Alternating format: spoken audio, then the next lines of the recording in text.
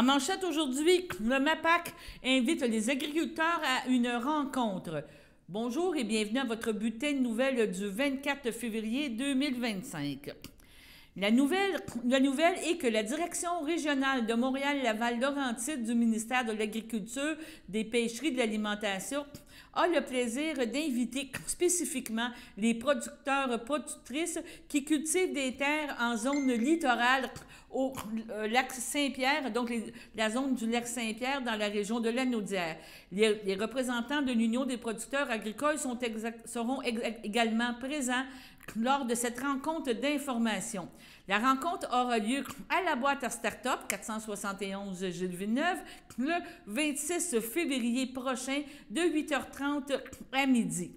L'objectif est de vous permettre, en parlant aux agriculteurs, d'exprimer vos préoccupations à la suite des travaux du pôle d'expertise multidisciplinaire en gestion durable du littoral du lac Saint-Pierre et des solutions possibles pour une agriculture durable dans le littoral. Ces informations pourront être prises en compte dans les futures interventions du gouvernement. En préparation avec cette consultation, il y a des cartes qui parlent des terres agricoles, des niveaux de récurrence des crues, ainsi que des questions sur lesquelles vous serez invité à vous exprimer. Donc, on vous invite fortement à cette rencontre. Vous pouvez être accompagné par 1 à 2 personnes, un maximum de 3 personnes par entreprise. Si vous avez des questions supplémentaires, vous pouvez communiquer avec votre répondant de votre direction générale. On parle ici de Mme Lorraine Bouchard, de M. Mathieu Gingras, qui est le directeur régional. Vous pouvez avoir plus d'informations justement en vous rendant au MAPAQ. Donc, vous savez le numéro de téléphone 450-589-5781, 589-5781, le poste 5027. C'est très important pour nos agriculteurs et nos producteurs dans notre région de se tenir au courant de ces fameuses règles de zone littorale. On continue dans un autre veine, dans un autre sujet complètement différent. Et maintenant, c'est Julie Morin, la responsable des communications au niveau du Québec, qui est venue nous parler, qu'on est allé parler avec elle des popotes roulantes. Ce sera bientôt la semaine des popotes roulantes. Et Julie est accompagnée du chef de la popote roulante qui nous parle justement de ces produits, de l'importance de la popote. On est au Québec. On a en arrière-plan la fameuse cuisine de la popote roulante, mais on ne rentre pas parce qu'il y a une question d'hygiène et de salubrité. On n'a pas nos filets. On voulait être belle aujourd'hui, c'est normal. Ben, vous êtes toujours belle, les filles. Oui, bon. Je suis en compagnie de Julie et Andréane. Oui, c'est ça? C'est ça. Andréane, c'est notre chef exécutif merveilleuse qui fait toutes les belles recettes qu'on présente. Et Julie, ben, elle est la responsable des communications pour le Québec. Et la semaine de la popote roulante s'en vient. Oui. Prochainement. C'est la 20e édition de la Semaine québécoise des popotes roulantes, en fait. Mais nous, au Québec, la popote roulante fête son 35e anniversaire. 35 ans? Oui, donc... Vous êtes dans les vieilles? Dans les vieilles, oui, si on peut dire. Non, mais on est très, très contents. Ça fait, c'est ça, 35 ans que la popote roule ici à Berthier, puis sur le territoire. On couvre 9 municipalités, en fait. Puis tout se passe, excuse-moi, Adrienne, tout se passe ici à la cuisine. Donc, des repas frais qui sont livrés à domicile. Donc, OK. Mais il y a un service de boutique aussi que tu peux venir chercher sur place des repas, c'est ça? Oui, c'est ça. Il y a une belle évolution. Ça fait combien de temps? 3 ans, la boutique, Adrienne? La boutique, déjà 3 ans? 2 ou 3 ans. Peut-être dit 2 ans, en fait. Des produits congelés qui sont disponibles dans les heures d'ouverture, là, entre 9h30 et 15h30. Donc, les produits congelés... Oui, les produits congelés étaient déjà disponibles depuis longtemps, mais il fallait les commander. Maintenant, bien, c'est plus accessible aussi pour c'est ça, les gens peuvent venir simplement en chercher. Puis ça permet aussi de mettre des choses qui ne sont pas nécessairement dans la liste que les gens peuvent commander à la maison. Il va y avoir parfois d'autres choses à la boutique, des petits trucs qui sont plus éphémères, des nouveautés ou que les repas réguliers. Oui. Cette année, c'est Denis Bouchard, c'est ça? Le porte-parole, oui, c'est ça. Tantôt, on va vous présenter la vidéo. Là, oui, c'est très intéressant. En fait, il présente la popote roulante Cercovie qui est à Sherbrooke. C'est la plus grosse popote roulante du Québec.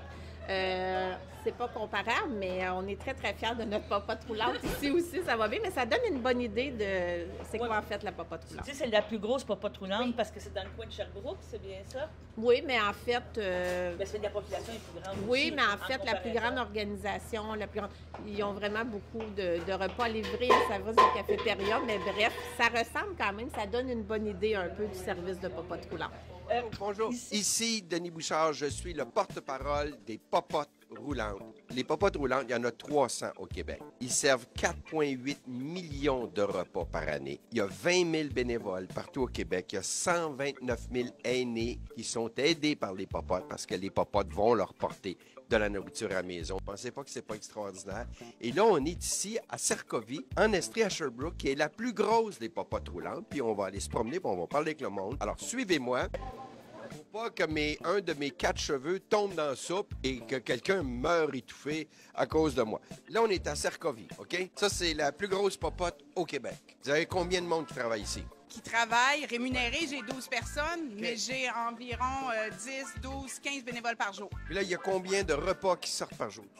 Aux alentours de 600, 620. Tabarnouche! 3 fois par jour ou ben non, une fois? Non, seulement un dîner. Mais j'ai des repas congelés pour combler le reste de la journée. Ça, c'est tout chaud, là, c'est ça? C'est des glacières. C'est des glacières chaudes. OK. Puis après ça, ça s'en va dehors, puis ça s'en va à la maison. Fait qu'on a 18 routes, on s'apprête à en monter 2 supplémentaires parce qu'on est trop en hausse. La demande est de plus en plus grande. La demande, elle explose. On a à peu près entre 8 et 10 clients nouveaux par semaine. Ce matin, ce qu'on a fait, c'est la mise en place et la production du repas. Là, on monte la vraie courroie. Là, c'est le montage des plats à soupe, montage des assiettes. C'est ça qu'on appelle une courroie. OK. Présentement, je suis en train de faire un tour de canot du port à la Dijonnaise. Qu'est-ce qu'il y a là-dedans? Là, on est en train de faire cuire du poulet. Ça va tout être désossé, puis ça va être pour faire des pâtes au poulet en sauce et tout. Il y a combien de poulets là-dedans? Une trentaine là-dedans, mais on a une autre vingtaine là-bas. Hey, merci beaucoup. Bonjour. Toi, tu travailles sur la crème fouettée? Toi, t'as la belle job. C'est quoi ton nom? Là, elle a fait de la crème fouettée. Ça, je vais le mettre de côté. Moi, l'apporter avec moi tout à l'heure. Une centaine de clients à la cafétéria. Puis s'il y en reste, on s'en vend sous vide. Fait que moi, j'ai 0 perte tout le temps. Tout se vend, tout se mange ici. Ça, c'est mon arme de salut. Ici, quand tantôt, Andréane, on va faire d'autres choses, mais avant, juste en parler un petit peu, il y a un nouveau service qu'on appelle aussi, vous faites du glanage. Donc, ça vous donne beaucoup la possibilité d'avoir des bons produits. C'est pour ça que tu parlais que tu avais des produits éphémères. Exactement. Parce que des fois, si tu reçois des asperges, tu vas le transformer en crème d'asperges, en plein de choses. Là. Ça, c'est quand même relativement nouveau. C'est pas moi qui est responsable de ça, donc je veux pas dire n'importe quoi, mais pour nous, ça nous permet, en tout cas, c'est pas moi qui vais aller le récolter, mais ça va me permettre à nous d'utiliser beaucoup les produits qui vont être plus locaux, ça évite vraiment le gaspillage aussi parce qu'ils vont le chercher directement à la source. Puis pour nous, bien, ça nous fait utiliser notre imagination et nos ressources de Elle est très bonne, mais très bonne là-dedans. La créativité. Oui. Et, ça stocke, on remplit nos congélateurs de produits plus locaux, puis on essaye d'étirer ça le plus possible dans l'année. Ça C'est pas donne une toujours belle évident, variété aussi aux usagers, puis encore plus achetons local, tu sais, là, fait que là, on est dedans, là.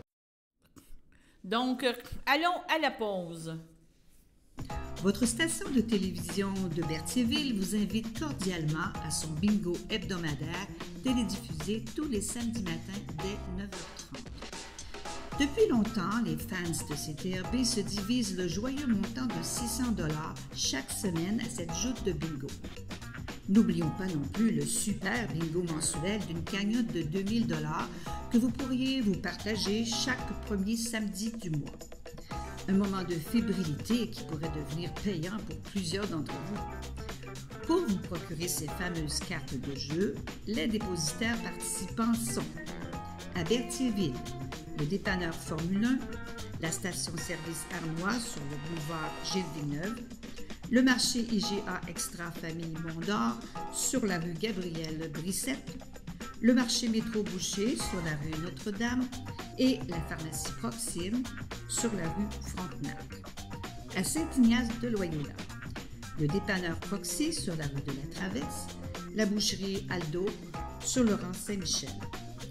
C'est donc un rendez-vous hebdomadaire chaque samedi matin à 9h30 sur les ondes de CTRV, votre télévision locale et régionale, celle-ci toujours en haute définition. Toute l'équipe de CTRV vous remercie de votre fidélité et vous souhaite bonne chance.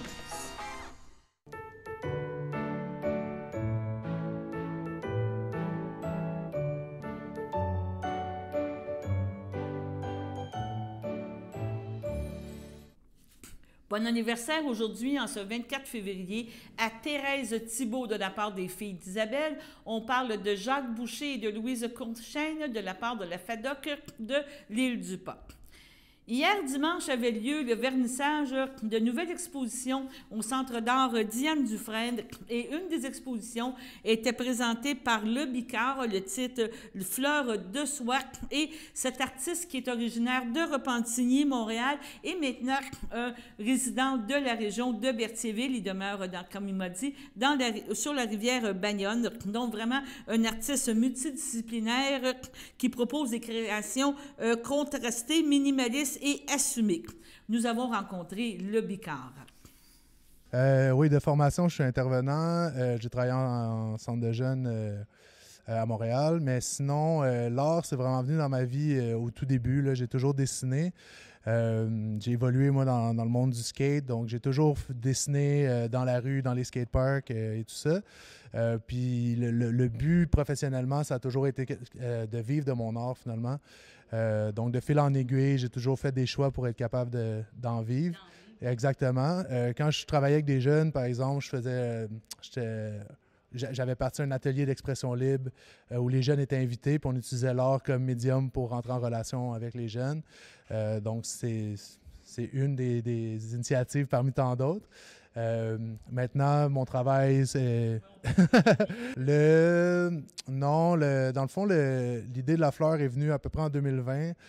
C'est venu, donc ça fait 5 ans, c'est venu de façon intuitive au début. Par la suite, avec la pandémie, tout ça, ça a pris une autre tournure. Je me suis rendu compte que ça faisait du bien aux gens. Puis c'est devenu un symbole de résilience, finalement. Donc, j'ai commencé à marteler vraiment la fleur dans toute ma pratique. Je faisais des fleurs en broche que j'allais accrocher dans des clôtures un peu partout. Je continue à faire ça aussi quand je suis en voyage. Je m'achète un rouleau de broche, j'en fais, je les accroche dans les clôtures. Puis par la suite, ben là, l'exposition à fleurs de soie, c'était vraiment l'idée de se disposer à voir les fleurs qui nous entourent. Puis quand je parle des fleurs, c'est la beauté dans un contexte qui est relativement difficile en ce moment, là, de persévérance, je dirais. Mais ouais, il n'y a jamais eu de plan B pour moi, donc j'ai pas mal tout enligné mes trucs. Ça a pris quand même une dizaine d'années de parcours professionnel pour faire le grand saut, si on peut dire.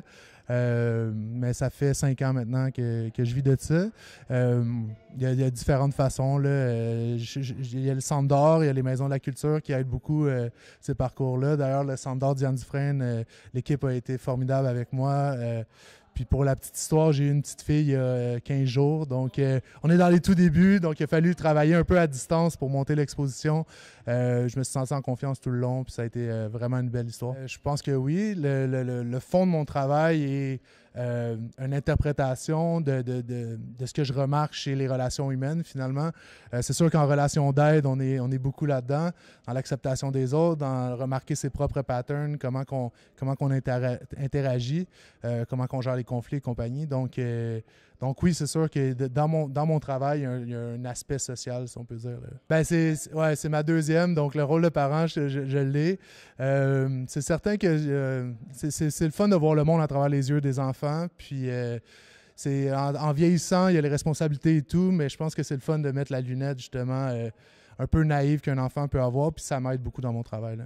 L'idée est préconçue, dans le sens que je sais à peu près ce que je veux dire. Après, c'est intuitif, puis j'y vais directement au Canva, donc il n'y a pas de sketch.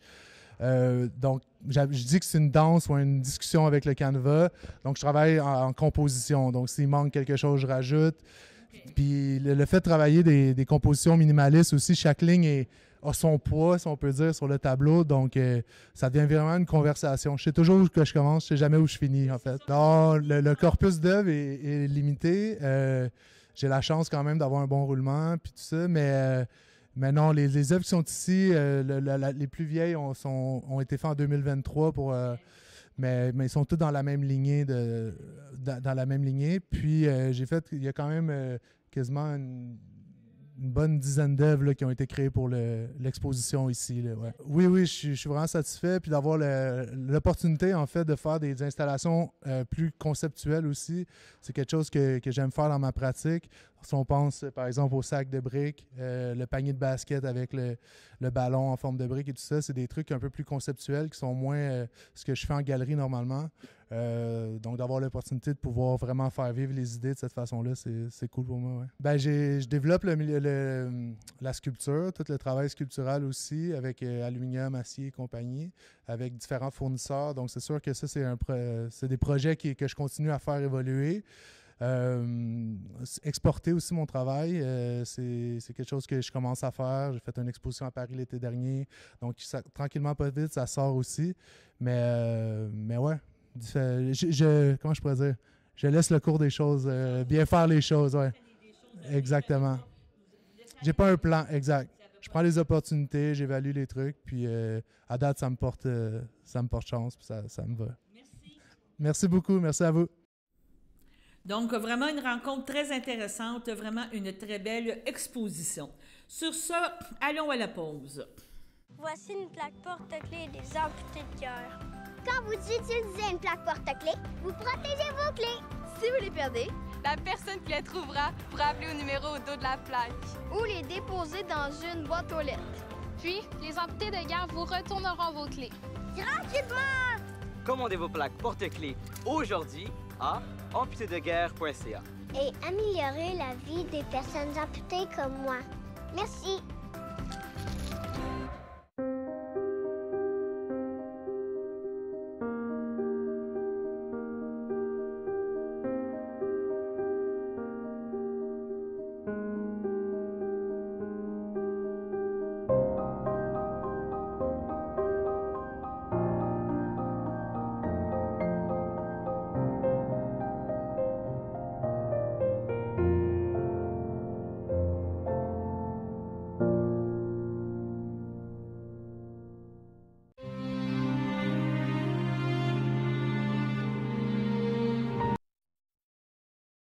Donc, au CHSLD, le château à Berthierville, le 16 février, à l'âge de 80 ans, est décédée Mme Élise Boisvert, épouse de Paul Lefebvre, demeurant à Saint-Ignace de Loyola. Elle laisse dans le deuil, outre son époux, ses filles Sylvie Lefebvre, Normand Labelle, José Lefebvre, Jocelyn Viault, ses petits-enfants Sébastien, Maude, Joanie Guillaume, Ève Sophie, Mélanie Benjamin, ses arrière-petits-enfants Emma, Alexis, Antoine et Charlotte, ses beaux-frères et belles-sœurs André Desmarais, Feu Jacques Boisvert, Guy Lefebvre, Doris Leclerc, Jacques Lefebvre, Janine Vallière, Jean Lefebvre, Laurent Lefebvre, Ghislaine Côté, ses oncles, ses tantes, sœur Aline Boisvert, Gilberte Côté, Gaspard Boisvert, Rémi Boisvert, ainsi que plusieurs neveux, nièces, autres parents et amis. La famille tient à remercier le personnel du deuxième étage pour ses bons soins prodigués à Mme Élise Boisvert. La famille vous accueillera le vendredi 28 février de 19h à 21h au complexe funéraire Eftério de Berthierville et le samedi 1er mars dès midi suivra une liturgie à la chapelle du complexe à compter de 14h30. Au centre d'hébergement des Deux-Rives, le 18 février, à l'âge de 83 ans, est décédé M. Viateur Mathieu, époux de Micheline Gladu, demeurant à Berthierville. Il laisse dans le deuil, outre son épouse, ses enfants, Monique Mathieu, Claude Tellier, Manon Mathieu, Serge Martel, Pierre Mathieu, Rita Boucher, ses petits-enfants, Annick Martel, Christopher Lambert, Joanie Martel, Joël Descoteaux, Mathieu Martel, Lydia Plamondon, Mathilda Martel, Mathieu Adam, Hugo Martel, Catherine Soucy, Olivier Mathieu, ses arrière-petits-enfants, Ariel, Arthur, Rose, Malik, Louane, Oscar, Ophélie. Ses frères et ses sœurs, Gabriel Mathieu, Louise Mercier, Nicole Mathieu, Pierrette Mathieu Carmel Mondor, Madeleine Mado Mathieu Alain Desrosiers, Gisèle Mathieu Fernand Desjardins, Lise Mathieu, Feu Élisée Mathieu, Feu Cécile Mathieu Jean-Paul Dulon, ses beaux-frères belles-sœurs Serge Gladu Françoise Saint-Martin, Sylvie Gladu Daniel Sicard, Joanne Gladu, Louise Gladu, Michel Chrétien, Feu Michel Gladu, Diane Durac, Feu Lynne Gladu, ainsi que plusieurs neveux, nièces, autres parents et amis. La famille vous accueillera le samedi 15 mars dès midi au complexe funéraire Efterio de Berthierville, où un hommage sera fait à compter de 14h30 le samedi même. Sur ce, maintenant, allons à la météo.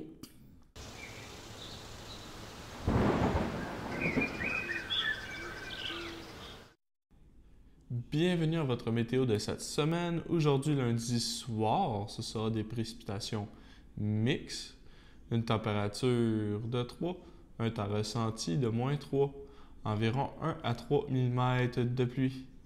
Lundi nuit, ce sera nuageux avec averse, une température de 2, un temps ressenti de -3, moins de 1 mm de pluie. Mardi matin, ce sera un ciel variable, une température de 3, un temps ressenti de -1. Mardi après-midi, ce sera plutôt nuageux, une température de 5, un temps ressenti de 2. Mardi soir, ce sera des bancs de brouillard, une température de 1, un temps ressenti de -3. Mardi nuit, ce sera des bancs de brouillard, une température de -2, un temps ressenti de -6. Et voilà, c'était tout pour votre météo. Donc, en terminant notre bulletin de nouvelles aujourd'hui, on vous présente une nouvelle capsule de Gilles Bellumeur, comme capsule de santé. Donc, écoutons Gilles ce qu'il a à nous dire. Bienvenue tout le monde, bienvenue à votre capsule santé. Aujourd'hui, je vais vous parler de l'eau. L'eau, c'est important parce que vous savez, de l'eau, le corps humain en a besoin, on fonctionne d'eau, on est 75 à 85% d'eau dans notre corps. Donc, c'est très important, à votre réveil, de boire un grand verre d'eau, au moins 6 à 10 onces d'eau en vous levant. Donc, qu'est-ce que ça va faire? C'est que ça va vous donner votre énergie et ça va enlever les toxines qui sont dans votre corps durant la nuit. Et que tout ça, c'est un bienfait santé. C'est la première chose que vous devriez faire et aussi la dernière chose que vous devriez faire. Mais il y a beaucoup de gens qui me disent « Je ne peux pas boire de l'eau avant de me coucher, mais aller à la toilette souvent. » Écoutez, ce que vous faites dans ce temps-là, essayez de prendre votre dernier verre d'eau 1h30 à 2 heures avant de vous coucher. Si vous êtes capable, 15 minutes à 30 minutes, mais ça serait quand même bien de faire ça. Et je ne veux pas dire un verre de l'eau, de la bonne eau. Si vous pouvez mettre un peu de citron dedans si vous voulez. Le matin surtout, ça va vous donner de la vitamine C un peu. Donc, bonne journée et à votre santé.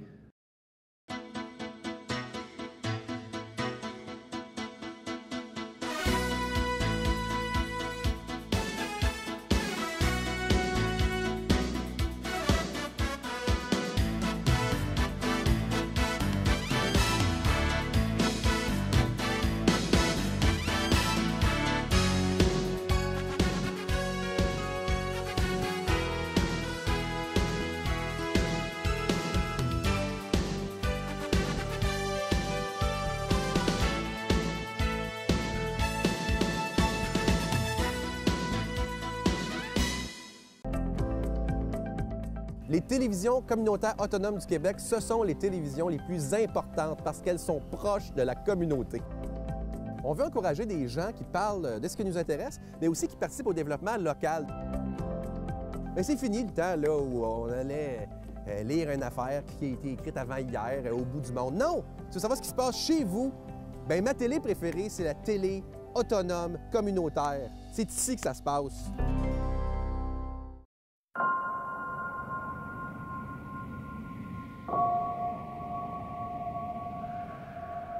Lorsque vous circulez en présence d'une machine agricole, soyez vigilant. Vous devez connaître les principales contraintes liées à la conduite d'un tel véhicule pour mieux comprendre ses manœuvres et adopter une conduite sécuritaire. Partager la route, c'est votre responsabilité. Les machines agricoles circulent généralement à moins de 40 km/h. Soyez patients. Elles sont souvent très larges et longues. Elles occupent parfois un peu plus que la largeur de la voie de circulation et peuvent nuire à la visibilité des autres usagers. La plupart des machines ou leurs équipements ne sont pas équipés de feux de changement de direction. S'ils existent, il faut être attentif à ce qu'ils nous indiquent. Notez qu'il leur est illégal de circuler sur l'accotement. Les machines agricoles sont équipées d'un panneau avertisseur fluorescent en forme de triangle qui indique qu'elles circulent à une vitesse maximum de 40 km/h. Vu la grosseur de ces équipements, le conducteur ne voit pas les autres véhicules circulant derrière lui. C'est pourquoi vous devez être doublement prudent. Gardez toujours une bonne distance entre vous et l'équipement agricole qui vous précède. En restant loin derrière, vous serez en sécurité et aurez ainsi une meilleure vision de la route. Vous pourrez voir à temps les panneaux de signalisation ou même une situation imprévue. Vous pouvez franchir une ligne continue simple ou double pour dépasser une machine agricole seulement si cette dernière est équipée d'un panneau avertisseur fluorescent de circulation lente. Les machines agricoles sont souvent très larges et longues. Les manœuvres de dépassement sont alors plus difficiles à faire. Assurez-vous que la voie est libre sur une distance suffisante avant d'amorcer la manœuvre et de conserver une distance sécuritaire avec la machine agricole avant et après le dépassement. Soyez particulièrement vigilants, car le chauffeur du tracteur pourrait tourner à gauche pour s'engager dans l'entrée d'un champ ou d'une ferme. Surveillez les abords de la route afin de repérer ces indices. Notez bien que si plusieurs véhicules suivent une machine agricole, seule celle en tête de peloton peut la dépasser aux endroits où le dépassement est interdit. Bien partager la route avec les équipements agricoles peut sauver des vies, peut-être même la vôtre.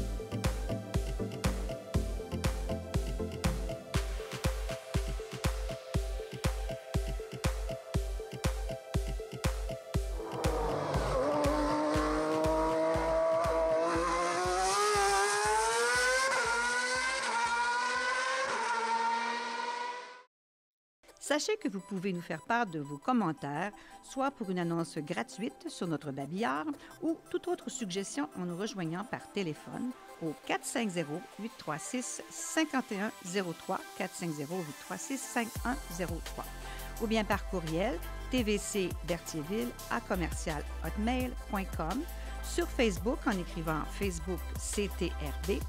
Et surtout, n'hésitez pas à visiter notre chaîne YouTube afin d'y retrouver une grande partie de notre programmation sur YouTube CTRB. Les émissions sont classées par catégorie, vous permettant de chercher moins longtemps. Vous pouvez aussi cliquer sur le rectangle rouge « S'abonner » pour être à l'affût des dernières émissions enregistrées.